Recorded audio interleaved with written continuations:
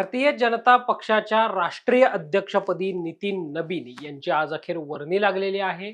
भारतीय जनता पक्षाचं संघटन पर्व जे सुरू होतं, या संघटन पर्वामध्ये पहिल्या टप्प्यामध्ये मंडल अध्यक्ष, प्रांताध्यक्ष या सगळ्यांच्या नेमणुका झाल्याचं पाहायला मिळालं. या नेमणुकांनंतर आता आज अखेर राष्ट्रीय अध्यक्ष भाजपला नवीन मिळालेला आहे. नितीन नबीन हे भारतीय जनता पक्षाचे राष्ट्रीय अध्यक्ष झालेले आहेत आणि 2020 पासून भारतीय जनता पक्षाचे राष्ट्रीय अध्यक्ष असणाऱ्या जगत प्रताप उर्फ जे.पी. नड्डा यांची जागा आता नितीन नबीन हे घेताना पाहायला मिळणार आहेत. नेमके नितीन नबीन कोण आहेत? नितीन नबीन यांच्याच नावाचा विचार भाजपने का केला? या सगळ्याची चर्चा आपण या व्हिडिओच्या माध्यमातून करणार आहोत. मात्र नितीन नबीन यांची राष्ट्रीय अध्यक्षपदी वर्णी लागतानाच नबीन यांनी एक नवा इतिहास रचलेला आहे की आजवरच्या राजकीय पक्षांच्या इतिहासामध्ये सर्वात कमी वयाचे राष्ट्रीय अध्यक्ष होण्याचा मान हा नितीन नबीन यांनी मिळवल्याचं पाहायला मिळतोय. बिहारमधले एक मोठं नाव म्हणून नितीन नबीन यांच्याकडे पाहिलं जातं. 2010, 2015, 2020 आणि नुकत्याच झालेल्या 2025च्या बिहारच्या निवडणुकांमध्ये नितीन नबीन हे बांकीपूर या मतदारसंघातून आमदार म्हणून विजयी झालेले होते आणि आता मंत्रिपदाची जबाबदारी ही नितीन नबीन यांच्याकडे होती. रस्ते विकास खात्याची प्रामुख्याने जबाबदारी ही नितीन नबीन यांच्याकडे बिहार सरकारमध्ये असल्याचं पाहायला मिळालं.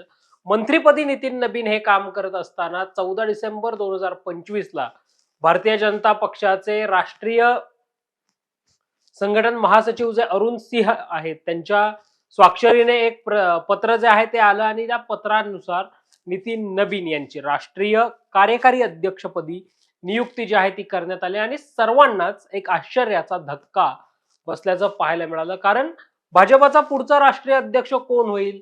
तर मग या राष्ट्रीय अध्यक्ष पदाच्या शर्यतीमध्ये धर्मेंद्र प्रधान यांचं नाव येत होतं, केंद्रीय कृषी मंत्री शिवराज सिंह चौहान यांचं नाव येत होतं, तरुण चुंग यांचं नाव येत होतं, सुनील बन्सल यांचं नाव या अध्यक्षपदाच्या शर्यतीमध्ये होतं. भाजपचे माजी राष्ट्रीय महासचिव संजय जोशी यांचं नाव देखील या राष्ट्रीय अध्यक्ष पदासाठी घेतलं जात होतं. मग महिला म्हणून राष्ट्रीय अध्यक्षपदी विचार केला जाऊ शकतो अशी चर्चा मध्यंतरी सुरू झालेली होती. मग कदाचित स्मृती इराणी यांच्याकडे भाजपचं राष्ट्रीय अध्यक्षपद महिलांकडे गेलं तर त्यांची वर्णी लागू शकते, विजया रहाटकर यांची वर्णी राष्ट्रीय अध्यक्षपदी लागू शकते. अशा बऱ्याच चर्चा झाल्याचं पाहायला मिळालं. मात्र भाजपने 14 डिसेंबर 2025 ला हा सस्पेन्स संपवला आणि राष्ट्रीय कार्यकारी अध्यक्षपदी नितीन नबीन यांची वर्णी लावली आणि भाजपच्या शिरस्त्यानुसार, भाजपच्या परंपरेनुसार जो राष्ट्रीय कार्यकारी अध्यक्ष होतो तोच पुढे जाऊन राष्ट्रीय अध्यक्ष होताना पाहायला मिळतो. म्हणजे या अगोदर जर आपण पाहिलं तर अमित शाह यांची ज्यावेळी केंद्रीय मंत्रिपदी वर्णी लागलेली होती त्यावेळी जे.पी. नड्डा हे राष्ट्रीय कार्यकारी अध्यक्ष होते आणि पुढे जाऊन जे.पी. नड्डा हे राष्ट्रीय अध्यक्ष झाल्याचं पाहायला मिळालं. आता सुद्धा नितीन नबीन हे 14 डिसेंबर 2025 ते आज 19 जानेवारी 2026 या कालावधीसाठी जवळपास 1 महिन्यासाठी ते राष्ट्रीय कार्यकारी अध्यक्ष राहिल्याचं पाहायला मिळालं आणि आता नितीन नबीन हे भारतीय जनता पक्षाचे पुढचे राष्ट्रीय अध्यक्ष असणार आहेत. नितीन नबीन यांच्या राष्ट्रीय अध्यक्ष नितीन नबीन यांनी ज्यावेळी आपला पदभार स्वीकारला आहे त्यावेळी नितीन नबीन यांच्यामध्ये एक साम्य असं आहे की भारतीय जनता पक्षाचा जन्म आणि नितीन नबीन यांचा जन्म हा एकाच वर्षातला आहे. म्हणजे 6 एप्रिल 1980 ला भारतीय जनता पक्षाची स्थापना झाली आहे आणि 23 मे 1980 ला नितीन नबीन यांचा जन्म झालाय. त्यामुळं पक्षाच्या स्थापनेनंतर जन्मलेले नितीन नबीन हे पहिले राष्ट्रीय अध्यक्ष असणार आहेत. आता नितीन नबीनच का? तर भारतीय जनता पक्षाच्या शीर्षस्थ नेतृत्वानं एका युवा चेहऱ्याकडे ही संधी द्यायची असं ज्यावेळी ठरवलं गेलं त्यावेळी असं सांगितलं जातं की दिल्लीमध्ये मोठ्या बैठका ज्या आहेत त्या या सगळ्यामध्ये झाल्याचं पाहायला मिळालं आणि संघटनात्मक कामाबरोबरच प्रशासकीय कामाचाही अनुभव असणार आहे, अर्थात मंत्रिपदाचा अनुभव असणार आहे. अशा नेतृत्वाची वर्णी लागेल का? मग गुजरातमधून हर्ष सिंघवी यांच्या नावाची चर्चा सुद्धा भाजपमध्ये राष्ट्रीय अध्यक्ष पदासाठी झाली होती अशी चर्चा आहे आणि नितीन नबीन यांची देखील नावाची चर्चा झाली होती. या सगळ्यामध्ये जो काही क्रायटेरिया भाजपच्या वरिष्ठ नेत्यांनी ठरवलेला होता या सगळ्या क्रायटेरियामध्ये नितीन नबीन हे फिट बसले आणि नितीन नबीन हे आता भाजपचे राष्ट्रीय अध्यक्ष झाल्याचं पाहायला मिळतंय.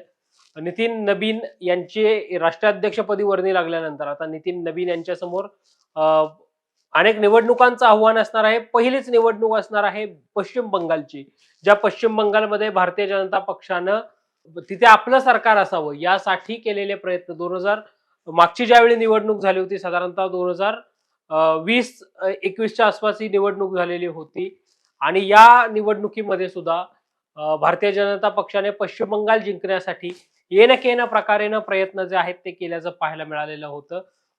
मात्र तिथे एका मतदारसंघातून ममता बॅनर्जी यांचा पराभव झाला, मात्र तृणमूल काँग्रेसचं सरकार तिथे आल्याचं पाहायला मिळालं. आता सुद्धा नितीन नबीन यांच्या समोरची पहिली कसोटी, पहिली परीक्षा ही पश्चिम बंगाल असणार आहे. नंतर आसामची निवडणूक आहे. प्रमुख या सगळ्या निवडणुका ज्या आहेत त्या असणार आहेत. मात्र वयाच्या 25व्या वर्षी आमदार आणि 45व्या वर्षी राष्ट्रीय अध्यक्ष होण्याचा मान किंवा राष्ट्राध्यक्ष होण्याची किमया ही नितीन नबीन यांनी साधल्याचं पाहायला मिळतंय. व्हिडिओ जर्नलिस्ट अमित भागवतसह संकेत देशपांडे, टॉप न्यूज मराठी, पुणे.